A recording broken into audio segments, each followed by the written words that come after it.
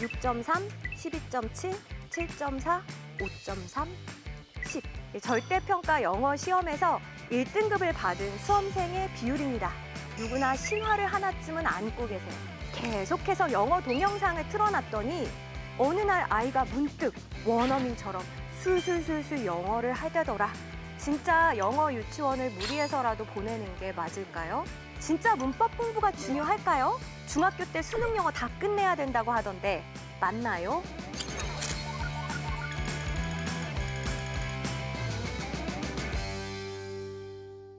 이제 본격적인 이야기를 시작하기에 앞서서 혹시 절대평가가 뭐야? 이렇게 낯설게 생각하시는 분들도 있을 것 같아서 용어만 잠깐 설명을 드리려고 합니다. 일단 상대평가라고 하는 건 1등부터 꼴등까지 쭉 줄을 세워놓고 상위 4%는 1등급, 그 다음 7%는 2등급, 뭐 이런 식으로 상대적인 등수에 따라서 등급을 주는 것이고요. 절대평가라고 하는 건 뭐 다른 친구들이 몇 점을 받았건 상관없이 90점만 넘었다 그러면 무조건 1등급, 80점만 넘었다 그러면 무조건 2등급, 뭐 이제 이런 식으로 등급을 주는 것을 이야기합니다. 근데 여기까지 듣고 나면 아마 한 가지 생각이 드실 거예요. 그냥 몇 개 틀리더라도 90점만 넘기면 되는 거 아닌가? 게다가 우리 아이들 세대는 아주 어렸을 때부터 영어에 노출이 된 세대이고 이전에 어떤 세대들보다도 사실은 영어를 자연스럽게 사용하는 그런 아이들입니다. 그러니까 영어 1등급 정도 쉽게 받을 수 있을 거야 라고 말입니다. 그래서 제가 오늘 여러분한테 좀 놀라운 수치를 하나 보여드리려고 해요. 이 숫자를 들으시고 과연 이게 무슨 숫자일까 한번 추측해 봐 주십시오. 6.3, 12.7, 7.4, 5.3, 10. 무엇일까요? 네, 맞습니다. 절대평가 영어 시험에서 1등급을 받은 수험생의 비율입니다. 근데 이 중에서 절대평가가 시행된 첫 해, 그리고 코로나가 발생했던 해라고 하는 이 두 예외적인 해를 빼고 한번 생각을 해볼게요. 6.3, 7.4, 5.3. 사실 충격적인 수치죠. 상대평가의 1등급 기준이 4%인 걸 생각하면 생각보다 굉장히 1등급의 비율이 저조하네? 라는 생각이 드실 겁니다. 게다가 N수생, 즉 재수, 삼수 이렇게 다시 도전한 친구들을 제외하고 외국어 고등학교, 과학 고등학교 이런 특수 목적 고등학교에 다니는 학생들을 제외하고 정말 일반 고등학교에 재학하고 있는 학생들의 1등급 비율을 생각해 보면 가히 충격적인 수치가 아닐 수 없습니다. 뭐 어떻게 생각하면 그래, 절대평가라고 하는 게 뭐 꼭 쉽게 내겠다는 뜻은 아니고 그냥 점수에 따라서 등급을 산출하겠다는 거니까 뭐 이렇게 이해가 되다가도 한편으로는 아니지. 아니 이제껏 영어에 쏟아부은 시간과 돈이 얼만데 1등급을 못 받다니 새삼 분한 마음이 드시기도 할 거예요. 그래서 정말 어디서부터 뭐가 잘못됐던 건지 오늘은 저랑 같이 타임머신을 타고 한번 과거로 이동을 해보려고 합니다. 준비되셨습니까? 이제 우리 귀한 아이가 태어났습니다. 아이가 태어났을 때 부모님들은 마음속에 누구나 신화를 하나쯤은 안고 계세요. 그 신화의 내용이 뭐냐면 그래, 어떤 집 아이는 그렇게 백색 소음처럼 계속해서 영어 동영상을 틀어놨더니 어느 날 아이가 문득 말문이 터지면서 원어민처럼 술술술술 영어를 하대더라 라고 하는 것이죠. 그래서 우리 아이도 목을 좀 가눌만 하고 이제 스스로 좀 앉을만 해지니까 그때부터 부지런히 영어 동요며 또 영어로 된 동영상을 틀어주십니다. 자, 근데 여기서 잠깐 진짜로 영어 영상에 이렇게 자주 노출시키는 게 효과가 있을까요? 네, 저는 어느 정도는 효과가 있다고 생각합니다. 일단은 영어를 자연스럽게 접해서 자신감을 쌓는다라고 하는 측면이랑 듣기 같은 측면에서는 확실히 도움을 받고 있는 것 같아요. 근데 저는 이제 이 자리에 입시 영어를 이야기하기 위해 나왔잖아요. 입시 영어에서 1등급을 받는 것, 이걸 기준으로 생각했을 때에는 사실 가장 중요한 요인은 얼마나 논리적으로 글을 읽을 수 있느냐라고 하는 그 힘이거든요. 근데 이거는 영상 시청이랑 어떻게 보면 반대쪽 선상에 있다라고도 볼 수 있을 것 같아요. 그래서 항상 이 글을 읽는 시간과 영상을 시청하는 시간 사이의 균형을 잘 생각해 봐 주셔야 되지 않을까 싶습니다. 이제 우리 아이가 무럭무럭 자라서 유치원에 다닐 때가 되었습니다.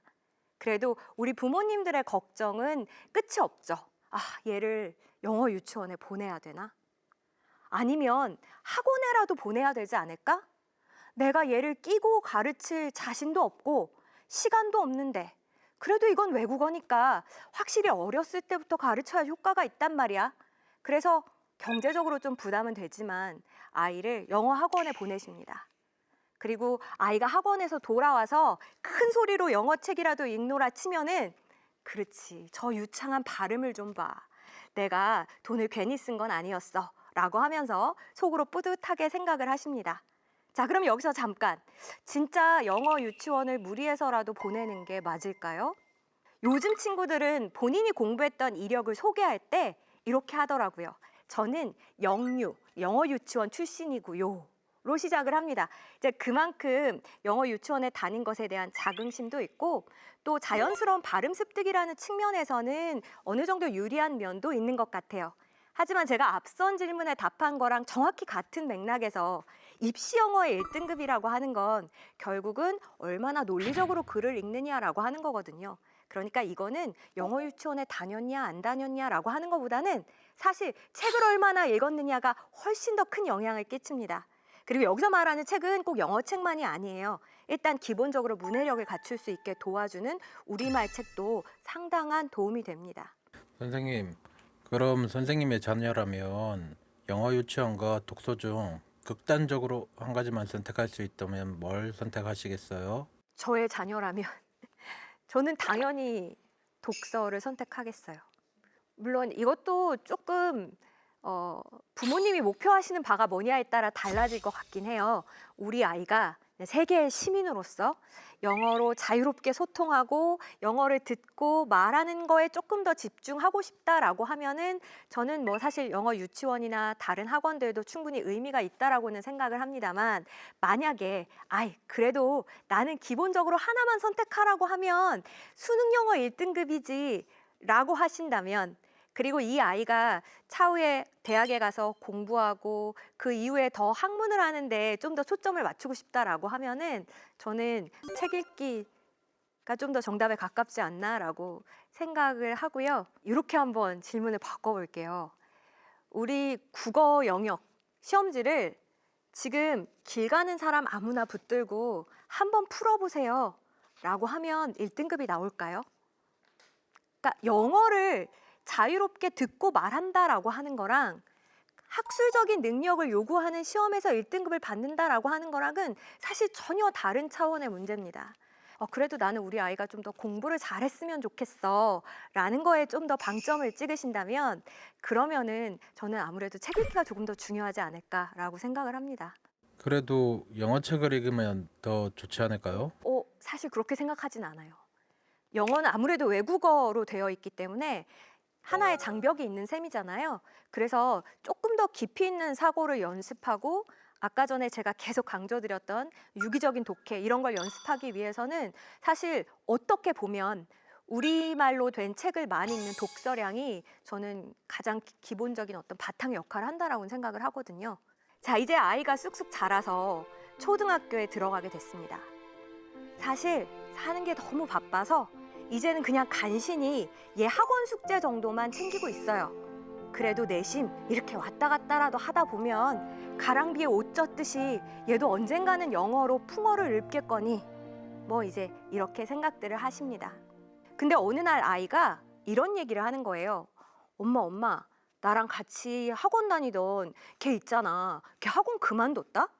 깜짝 놀라가지고 알아보니까 이 친구는 이제 초등학교 고학년이 됐다고 중학교에 대비하기 위한 문법 학원으로 옮겼다는 겁니다. 그래서 부랴부랴 나도 학원을 알아보죠. 그리고 아이를 문법 학원으로 옮겨줍니다. 사실 우리 아이가 뭐 썩 재미있어 하는 것 같진 않습니다만 어쩔 수 없죠. 이제 중학생이니까요. 자, 근데 여기서 잠깐 진짜 문법 공부가 중요할까요? 얼마나 문법을 시켜야 될까요?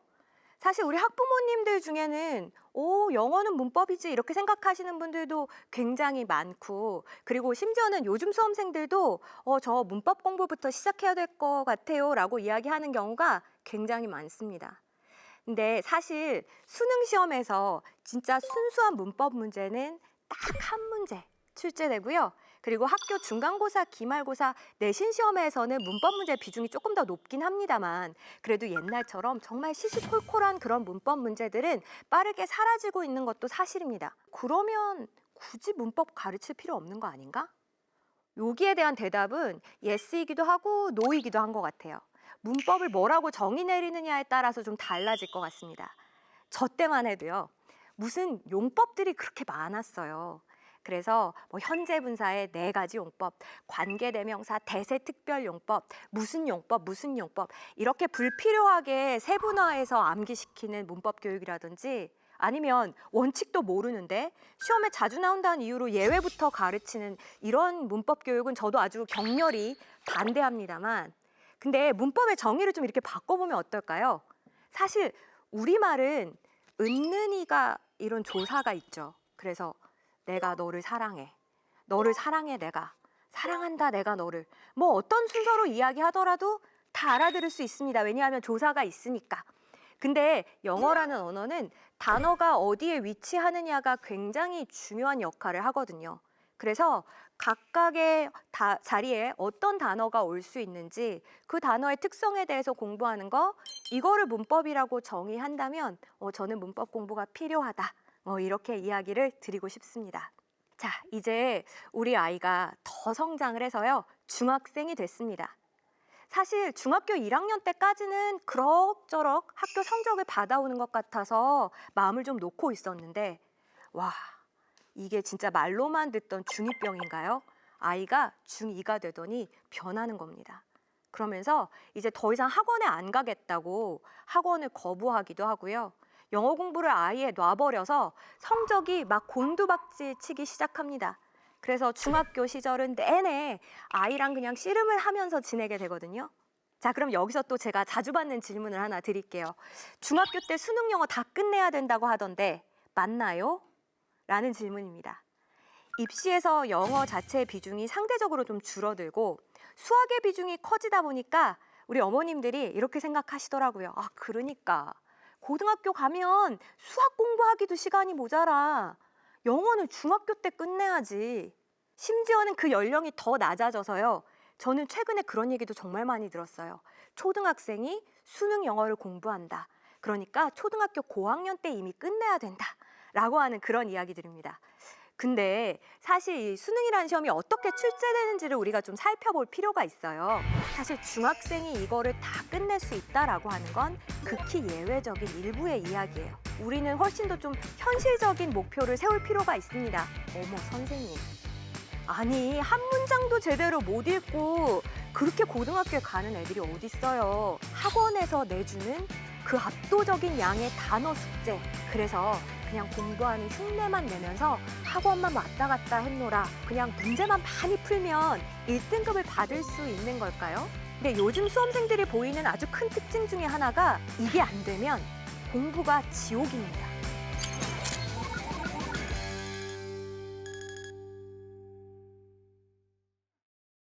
수능 영어 시험을 출제하기 위해서 집필을 새로 하는 게 아니고요. 이미 있는 두꺼운 학술 서적에 중간에 한 단락을 발췌해서 문제를 출제하는 방식입니다. 그럼 사실 우리말로 된 학술 서적도 중간 한 단락부터 읽고 이게 뭔 말이냐라고 물어보면 쉽지 않거든요. 진짜 고도의 추론 능력을 요구하는 시험이라는 겁니다. 그래서 사실 중학생이 이거를 다 끝낼 수 있다라고 하는 건 극히 예외적인 일부의 이야기예요. 그러니 불가능한 목표를 가지고 아이를 닥달하며 불필요한 스트레스를 줄 필요가 전혀 없고요. 우리는 훨씬 더 좀 현실적인 목표를 세울 필요가 있습니다. 그러면 현실적인 목표가 뭐냐? 일단은 첫 번째, 중학교 수준에서 갖춰야 될 어휘를 다 공부하는 것이라고 생각을 하고요. 차후에 제가 단어를 얼만큼 외워야 되고 어떤 방식으로 공부해야 될지에 대해서는 또 말씀을 드리겠습니다. 그 다음에 두 번째는요, 앞서서 말씀드렸다시피 이 영어의 문장이 어떤 원리로 구성되는지에 대해서는 익혀둘 필요가 있고, 그래서 최소한 문장 단위에서는 문장이 좀 길고 복잡하더라도 정확하게 해석할 수 있는 능력을 기르는 거, 이거는 굉장히 중요하다고 생각을 합니다. 이제 제가 여기까지 말씀을 드리면 어머님들이 그러세요. 어머, 선생님. 아니, 한 문장도 제대로 못 읽고 그렇게 고등학교에 가는 애들이 어딨어요. 그런 친구들은 진작에 공부를 놓은 친구들 아닙니까? 라고들 이야기를 하시는데 제가 실제로 현장에서 정말 많은 아이들을 만나본 결과 고1에 진학을 했을 때 길고 복잡한 문장도 정확하게 읽을 수 있는 친구들은요, 5%가 채 되지 않습니다. 그러니까 일단은 할 수 있는 거 해야 되는 것부터 먼저 챙기는 게 과도한 선행보다는 훨씬 더 우선되어야 될 것 같다는 생각이 들어요. 뭐 어찌됐든 이제 시간은 흐르고 흘러서 우리 아이가 고등학교에 입학을 했습니다. 와, 진짜 수학 공부하느라고 시간이 하나도 없고요. 영어는 뒷전이 된 지 오래입니다.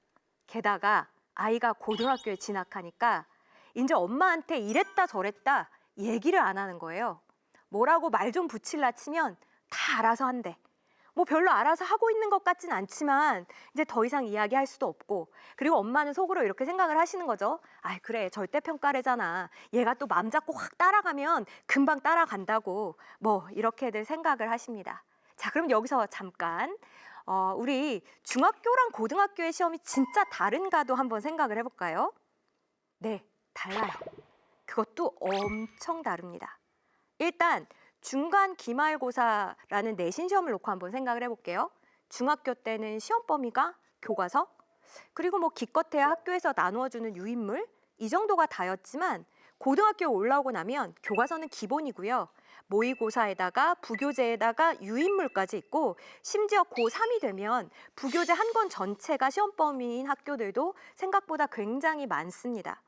그러니까 기초가 닦여져 있지 않으면 사실은 시험 기간에만 열심히 해서 이 시험 범위를 다 소화한다는 것은 거의 불가능에 가깝다라고 보셔야 돼요.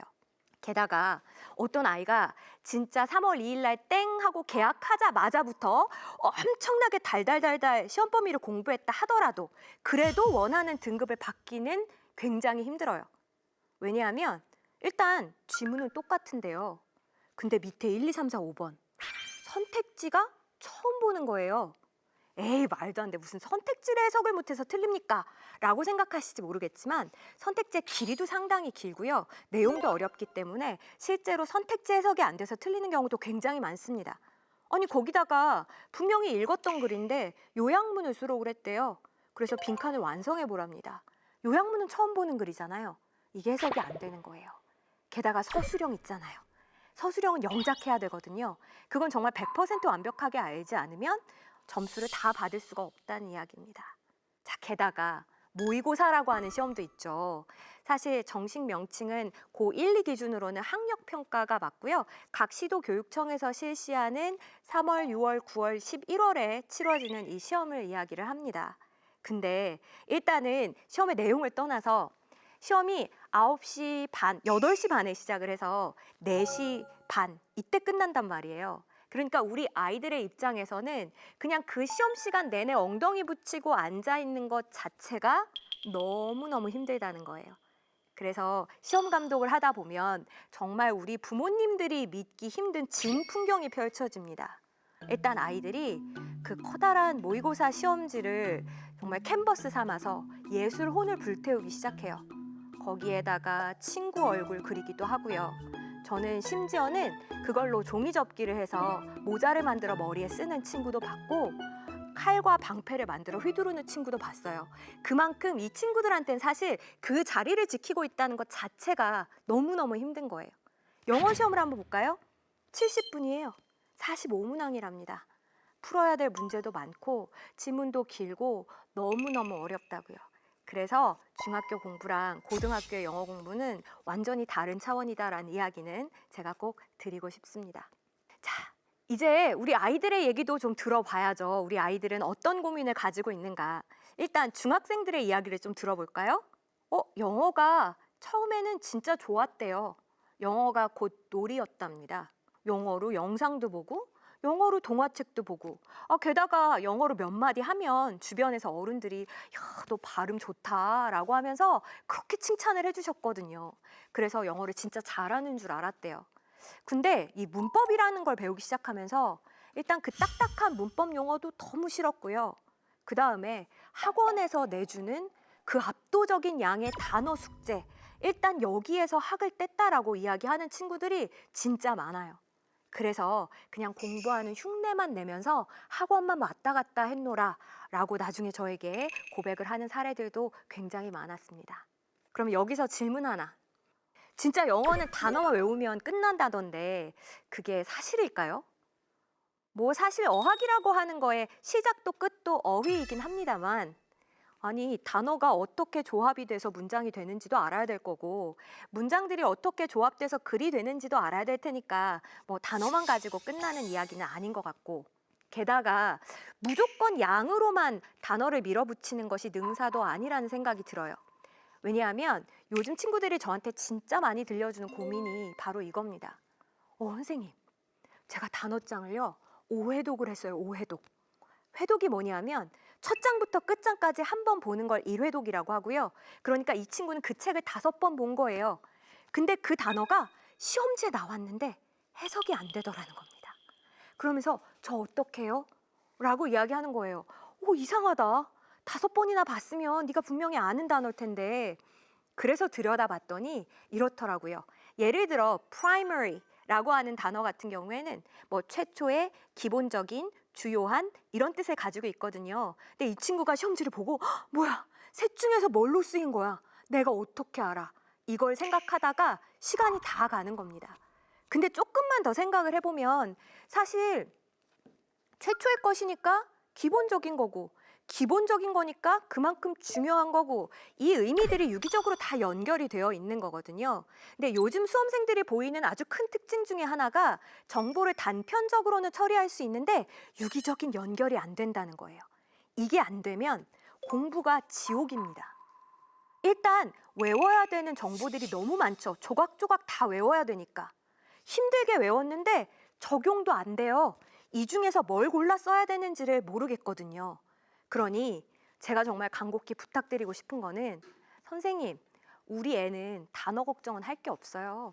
얘 학원에서 매일 200단어씩 외우고 그거 안 외우면 집에도 못 가게 하니까 단어는 정말 확실합니다.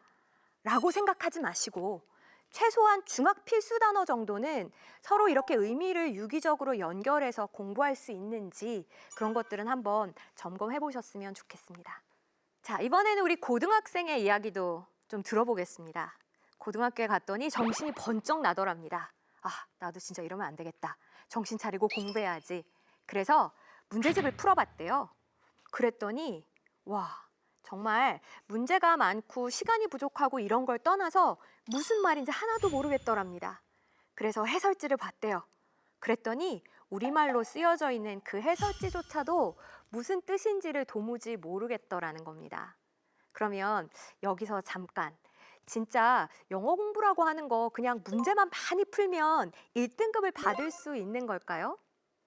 일단 요즘 수험생들은 기출을 돌린다 뭐 이렇게 표현을 하더라고요. 이제 기출이라고 하는 거는 과거에 실제로 수능에 나왔던 그 문제를 여러 번 풀어본다라고 하는 의미인데 근데 사실 영어는 다른 과목이랑 좀 다른 게요. 한 번 나왔던 글은 다시는 안 나오거든요. 그러니까 이걸 여러 번 풀어보면서 내용을 암기한다라고 하는 거는 사실상 큰 도움이 되지는 않을 것 같아요. 다만 그냥 출제되는 방식이 동일하다. 그래서 우리가 문제에 어떻게 접근해야 될 건가 뭐 이런 접근법에 대한 아이디어를 얻는 것 이외에 기출을 무조건 여러 번 풀어보는 건 큰 의미가 없습니다. 자, 게다가 이런 이야기도 많이 합니다. 선생님, 저는요 진짜 이게 무슨 이야기인지 잘 모르겠어요. 특히 중학생, 고등학교 저학년 이런 친구들에게 무조건 그냥 양으로만 접근하는 식의 공부가 정말 독이 될 수 있는 이유를 제가 지금 예를 들어 한번 보여드리려고 하거든요. 학부모님들도 잠깐 같이 읽어보시고 이게 과연 무슨 소릴까 한번 생각해봐 주셨으면 좋겠습니다. 인간은 도덕성을 가지고 있고 동물은 그렇지 않다라고 하는 믿음은 너무나 오래된 가정이라서 충분히 그것은 습관적 사고로 불릴 수 있고 우리가 모두 알다시피 나쁜 습관은 고치기가 극도로 어렵다. 이게 심지어는 고1 학력평가에 출제되었던 문장입니다. 일단 한 문장의 호흡도 굉장히 길죠. 거기다 내용도 어렵고. 그래서 대부분의 중하위권 친구들은 이 문장을 읽으면 이런 질문을 해요. 선생님, 저 앞부분은 이해했어요. 그러니까 인간은 도덕성이 있고 동물은 없다는 것 같은데요. 갑자기 나쁜 습관을 고치기 어렵다는 얘기는 왜 하는 거예요? 앞부분에 있는 정보랑 뒷부분에 있는 정보가 유기적으로 전혀 연결이 안 되는 거예요. 인간만 도덕성이 있어 라고 하는 생각이 너무 오랫동안 굳어져서 습관처럼, 그래서 고치기가 힘들어, 이렇게 연결해서 이해를 해야 되는데 이게 안 된다는 겁니다. 우리가 급한 마음에 아이한테 야 무조건 문제를 빨리 풀어라, 많이 풀어라, 중학교 때 고3 거까지 다 풀어야지 라고 하는 과정에서 어떤 일이 생기냐면 얘는 생각할 시간이 없어지는 거예요. 생각하지 않는 것이 습관처럼 굳어지면은 진짜 그 다음부터는 힘들어지거든요. 영어뿐만 아니라 다른 과목도 다 마찬가지입니다.